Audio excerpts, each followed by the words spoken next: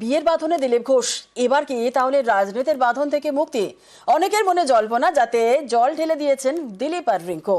কর্তা গিন্নি দুজনেই জোর গলায় জানিয়েছেন তারা রাজনীতিতেই থাকতে চান, কারণ রাজনীতির প্রতি তাদের ভীষণ টান।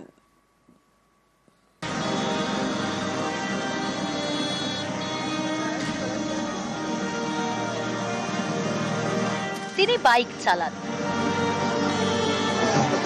তিনি গদা ঘোরান, তিনি লাঠি খেলেন, তিনি দাবাং দিলীপ।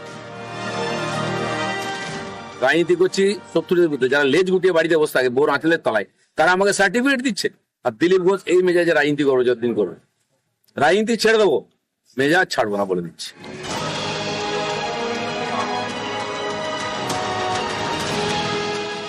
রাজনীতির ময়দানে পদ্ম ফুল ফুটিয়েছে, এবার বিয়ের ফুল।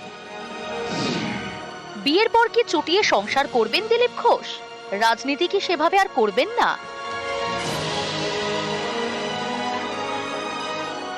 নানা জনের মনে এরকম নানা প্রশ্ন। দিলীপ ঘোষ যথারীতি স্পষ্ট জবাব দিয়েছেন। রাজনৈতিক দায়িত্ব পালন করতে পারি, তার সঙ্গে মায়ের দায়িত্ব পালন করতে পারি, সেই জন্য বিবাহ বন্ধনে আবদ্ধ হয়েছি। আমার জীবন সঙ্গী রিঙ্কু সব জানে, সেও পার্টির কর্মী, সব জেনে আমার পরিবারের মায়ের দায়িত্ব স্বীকার করেছে। আপনারা আশীর্বাদ করুন যেন সেও এবং আমরা এই দায়িত্ব পালন করতে পারি। আমাদের রাজনৈতিক জীবন যেমন ছিল, আমাদের পার্টি যে দায়িত্ব দেবে, যেভাবে দেবে, পুরো শক্তি সামর্থ্য লাগিয়ে আমরা সেই কাজ করব, বাংলায় পরিবর্তন করব। কর্তা যা সুর, গিন্নিরও সেই একই সুর।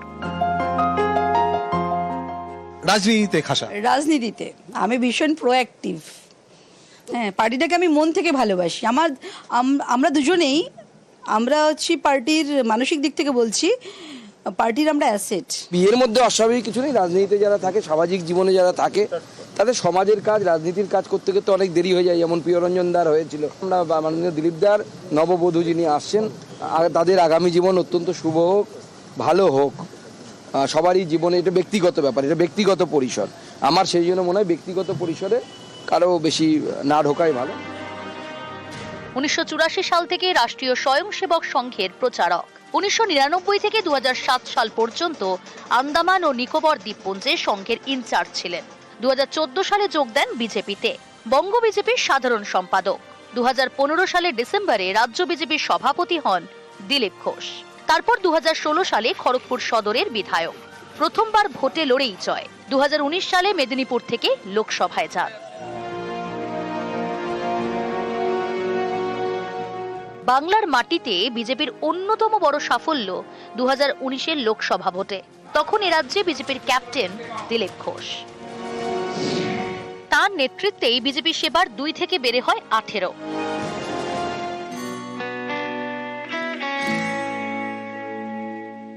কম বয়স থেকে গেরুয়া সংসারে, এবার দিলীপের নয়া সংসার। পাত্রী বিজেপিরই নেত্রী রিঙ্কু মজুমদার। বছর 47-এ রিঙ্কুর বাড়ি উত্তর 24 পরগনার কাঁচরাপাড়ায়, এখন থাকেন নিউ টাউনে। এক ছেলে রয়েছে, তিনি চাকরি করেন। একসময় ইভেন্ট ম্যানেজমেন্টের ব্যবসা ছিল রিঙ্কুর, এখন ফুল টাইম রাজনীতি। 2013 সাল থেকে বিজেপির সক্রিয় সদস্য, এখন উত্তর কলকাতার বিজেপি মহিলা মোর্চার নেতা। আর এদিন থেকেই দিলীপ ঘোষের গিন্নি। নিউজ 18 বাংলা।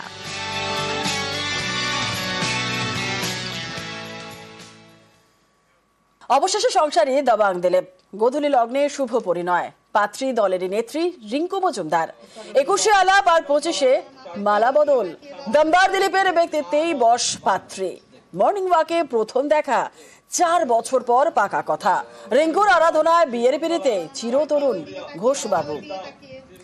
রাজনীতির মঞ্চে দিলীপ ঘোষের সেলিব্রিটি স্ট্যাটাস। তবে দিলীপ রিঙ্কুর বিয়ের আসর খানিকটা সাদামাটায়। জমকালো অনুষ্ঠানের বদলে ঘনিষ্ঠদের বৃত্তেই ঘরোয়া অনুষ্ঠান।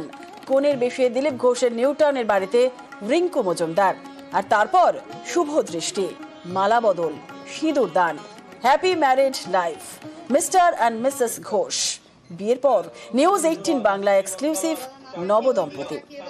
বিবাহ সম্পন্ন দিলীপ ঘোষের। আর বিবাহ হওয়ার পরেই নিউজ 18 বাংলায় মুখোমুখি দিলীপ ঘোষ এবং সঙ্গে নবদম্পতি বৌদি রিঙ্কু মজুমদার। ধন্যবাদ আপনাদের শুভেচ্ছার জন্য। আর আমি সবাইকে আমার কৃতজ্ঞতা জানাচ্ছি। সবাইকে আমি ডাকতে পারিনি, আমি জানাইও নি কিউকি আমি যেভাবে সাধারণ জীবনযাপন করেছি সারা জীবন, বিয়েও সেভাবেই করেছি। দায়িত্ব যেন ঠিক পালন করতে পারি, এর জন্য সবার শুভেচ্ছা চাইছি। মুখ্যমন্ত্রী সকালেই শুভেচ্ছা পাঠিয়েছেন, আপনিও রিপ্লাই পাঠিয়েছেন? আমি গ্রহণ করেছি। বহু মানুষ, আমার পার্টির নেতারা, সভাপতি বাড়িতে এসছেন, আমার বরিষ্ঠ যারা তারা আশীর্বাদ করতে এসছেন বাড়িতে। মাননীয় মুখ্যমন্ত্রী এক প্রকার অভিভাবিকা আমাদের রাজ্যের, তিনিও শুভেচ্ছা পাঠিয়েছেন। আমি ধন্যবাদ দিয়েছি যারা নিয়ে এসেছিলেন তাদেরকে। এটা একটা পরিক্রমা।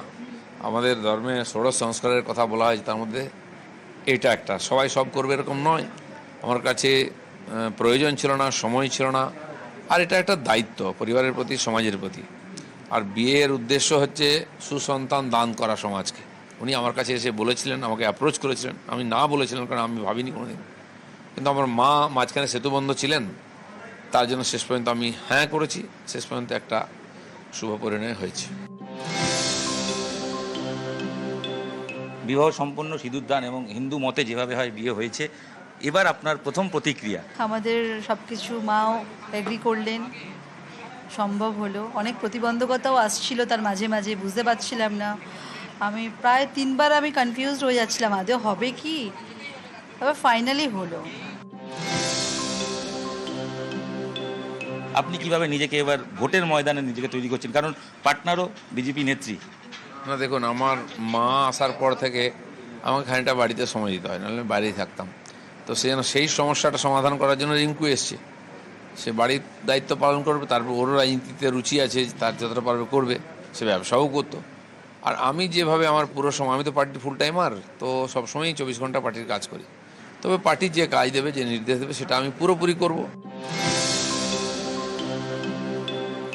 এবার হোয়াট নেক্সট? কিভাবে দিলীপ ঘোষকে দেখতে চান? সামনের বছর বিধানসভা রয়েছে, আপনি কি ভূমিকা দিলীপ ঘোষকে দেখতে চান আগামী দিনে হাজব্যান্ড হিসেবে?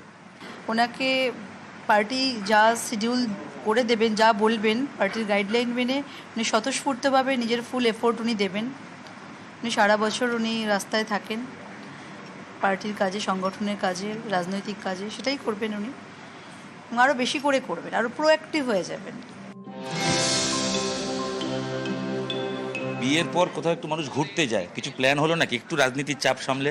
না, দেশের বাড়ি নেই, আমি জন্মদিনও সেভাবে পালন করি না। মানে হানিমুনে যাচ্ছেন কিনা আমি সরাসরি জিজ্ঞেস করি। সে দেখা যাক, যেতে তো হবে একবার, নিজের পরস্পরকে বোঝার জন্য একান্তে বসে বাইরে যেতে হয়। ওরও ইচ্ছা আছে, আমিও ভাবছি। সিমলার গোয়া কথা হয়েছিল। ক্যামেরায় সঞ্জয় মণ্ডলের সাথে ইরণ রায় বর্মন, নিউজ 18 বাংলা।